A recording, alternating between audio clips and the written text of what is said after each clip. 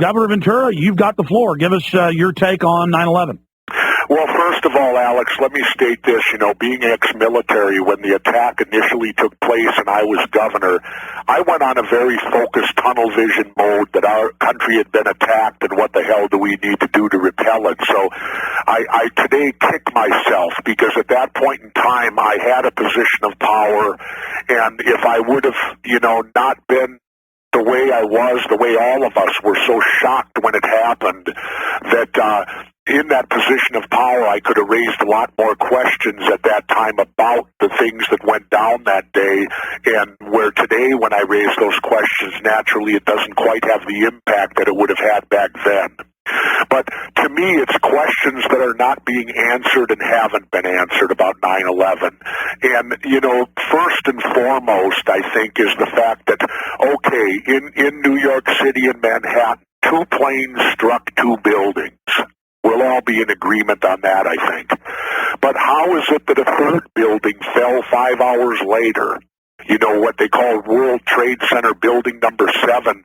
And for people that think, well, it was just a smaller building, it was 51 stories high, which, of course, in Manhattan probably isn't that big of a building. But if you were to move that building to Austin, Texas, or to Minneapolis, Minnesota, it would be a huge building. It's the biggest. How could this building just implode into its own footprint 5 hours later?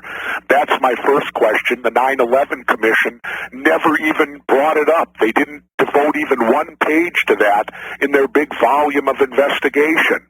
Number 2, how could those buildings fall at the speed of gravity? If you put a stopwatch on them, both of those World Trade Center buildings were on the ground in 10 seconds. How can that be? If you took a billiard ball and dropped it from the height of the World Trade Center in a vacuum, it would hit the ground in 9.3 seconds. And if you took that same billiard ball and dropped it 10 stories at a time and merely stopped it and started it, it would take 30 seconds. If you dropped it every floor of the World Trade Center to the ground, simply stopping and starting it on gravity, it would take over 100 seconds to reach the ground. Amazing. And yet they're telling us that, and I could go on now after studying it, the planes hit the building. Okay, jet fuel is 4/5 kerosene, which is not a hot-burning fuel. And they want us to believe that it melted these steel-structured girders and caused these buildings to pancake collapse to the ground. I was on the site within 2 weeks after it happened, and I saw none of these pancakes. Wouldn't they all be piled up in a huge mass on the ground? And yet everything was blown into dust. Aerosolized. And when you look at it from that aspect, none of it makes any sense. If you apply common sense again to it, it does not make any sense. Never before in the annals of history has a fire caused a steel-structured building to fall to the ground. Governor Ventura did. As the way, 3 of them did. Governor Ventura, stay with us. 70-second break. We're coming right back to you, coming in hot. And as a underwater demolitions expert, I want to get your take on explosives. We'll be right back. We're back live, ladies and gentlemen. Governor Jesse Ventura is our guest for another 15 minutes or so. The new book just came out yesterday, Don't Start the Revolution Without Me. As part of your SEAL training, you first went through underwater demolitions or frog teams, didn't you, sir? And so having a knowledge of controlled demolition, we've had a lot of engineers, physicists, architects look at it and say that even if jet fuel could have weakened the steel, it would have had a collapse where it fell over sideways or certain parts crinkled. It wouldn't have aerosolized and fallen straight down with pyroclastic flows of steel blown in 1- and 2-story pieces, sheared off at 45-degree angles with perfect blast points, shooting out hundreds of feet and dust shooting out miles. Can you comment on that with your background, Governor, in underwater demolitions as a frogman? Sure. first of all, it's the same training. You know, people for some reason want to separate the UDT from the SEAL, and it's all the same. Initially, it's called BUDS, which is Basic Underwater Demolition SEAL Training. And when you graduate from BUDS, you're fully qualified as a demolition expert, whether you go to a UDT team or to a SEAL team.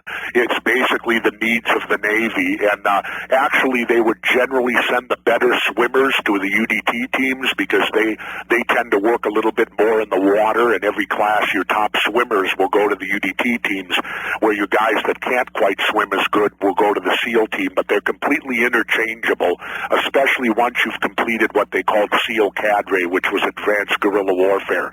So I spent 3 years with Underwater Demolition Team 12, and then I spent 2 years attached to SEAL Team 1 in the reserves. But again, am I a demolition expert on a controlled demolition to drop a building? No, because our standard policy, when we would figure out how to blow something up, we would use the slide rule, and then we always had a standard rule: when in doubt, overload. So what that means is when you figure out how to blow it up, throw on an extra haversack of C4 just to make sure you get the job done. Because in our type of demolition work in warfare, you're not worried about whether everything blows up. You don't worry about a controlled demolition, which is what they would use to drop a building so that it wouldn't affect any of the other buildings. My point is that you've worked with explosives. What does it look like to you?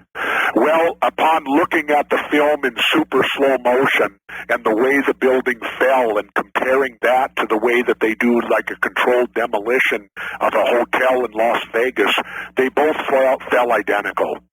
And it just is beyond me. And I kick myself for when it initially happened that the light didn't go off. But again, I was so shocked that this thing had even taken place that I apologize for not being more aware, but I don't think I was alone, as were most of the people in the United States. Well, what about 7? I mean, you talk about the free fall speed of the 110-story towers at the speed of gravity. 7 falls at the speed of gravity, and it's the classic where you see the penthouse fall, the central beam they blow out, then they blow the side beams, it collapses. The CIA, the FBI, Defense Intelligence, we're all based there. We have videos of police saying, "Get back, they're going to blow it up."